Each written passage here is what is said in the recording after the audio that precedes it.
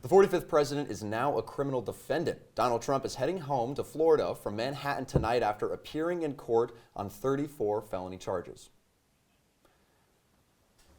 We turn now to team coverage. First, from CitrusTV News political analyst Luke Radel. Luke, let's get right to it. Why was Trump arrested?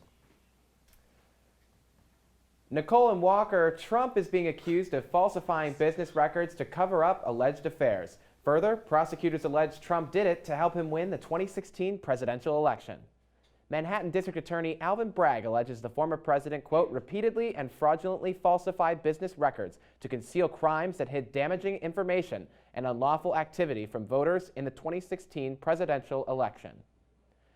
Here's the alleged timeline laid out by the Manhattan DA. In a 2015 Trump Tower meeting, the CEO of a media company met with Trump and agreed to find negative stories about him. But instead of publishing these stories, the CEO, David Pecker, went and told the Trump team about those stories so that they could pay them to keep the sources quiet. It's a scheme that the DA calls catch and kill, and he mentions 3 different cases of this allegedly occurring. Then, to keep the payments secret before the 2016 presidential election, prosecutors say Trump falsified business records to make the hush money payments look less suspicious. Trump surrendered to authorities in Manhattan and was officially placed under arrest.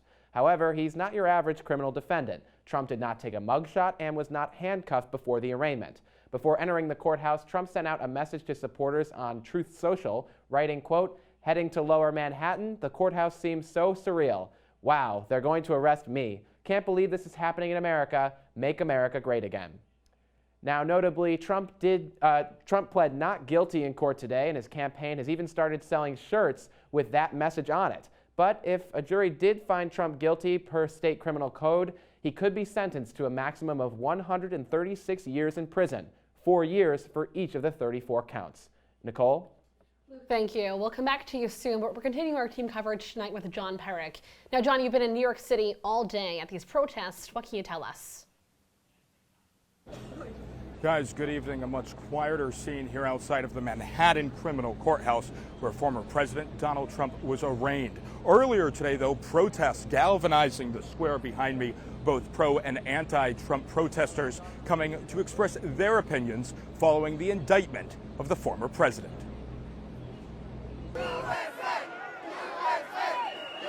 A historic and hectic day in the Big Apple. It's about having a voice. I think it's important for people to come out to these events and see for themselves what's actually happening. What clearly is going on is an attempt to prevent the American people from being able to decide the future of their own country. This morning, protesters met outside of the Manhattan criminal court to express their opinions on former President Trump's indictment. And there were no shortage of Trump supporters, some more extreme than others. Let the people know who are the real criminals, who are the ones who are supposed to be in there behind bars, not Trump. But counter-protesters were also making their voices heard. It's a danger to democracy. I mean, the worst thing that this ex-president has done is putting democracy in doubt. Trump's visit to court today is over the allegations involving hush money paid to adult film star Stormy Daniels. These are the actual investigations that are being conducted against this president. The first one has just come into fruition. They want to silence us, and they want to get rid of Trump. Michael Corridon is an immigrant from Ireland. We have to allow freedom to reign. If America falls, the world falls. Whether left, right, or center, Americans tonight are looking for answers.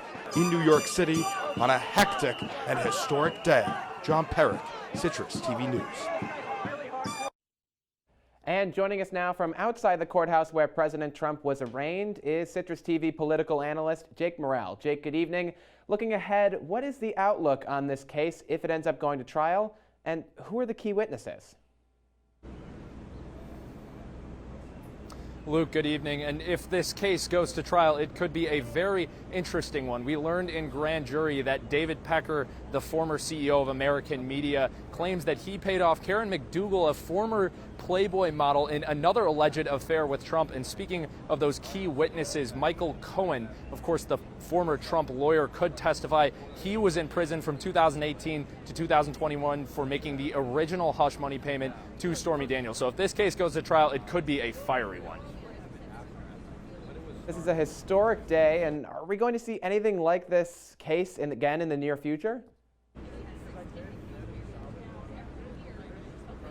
You know, Luke, this is absolutely a historic day. The first time in U.S. history that a sitting or former U.S. president has been criminally indicted, but we could see this happen again in the near future. Trump is still facing the January 6th probe. He's still facing the Mar-a-Lago documents case, and he's also still facing an election denial case in Georgia. So absolutely a historic day today, but we could see another indictment coming in the next few months or years.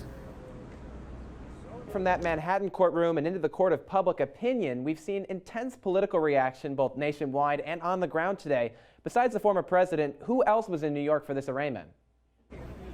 You know, Luke, as John mentioned, it was a hectic scene here this morning. I'm actually standing in between the barrier that the NYPD put up between the pro-Trump protesters and the anti-Trump protesters. But we saw a lot of different politicians here today riling up either base. On the Republican side, we saw Representative Marjorie Taylor Greene of Georgia. We also saw Representative George Santos of New York. And on the Democrat side, we saw Representative Jamal Bowman of New York. So lots of big political players here in New York City today. But that's all I've got. Reporting live on this historic day from New York City, Jake Morrell, Citrus TV News.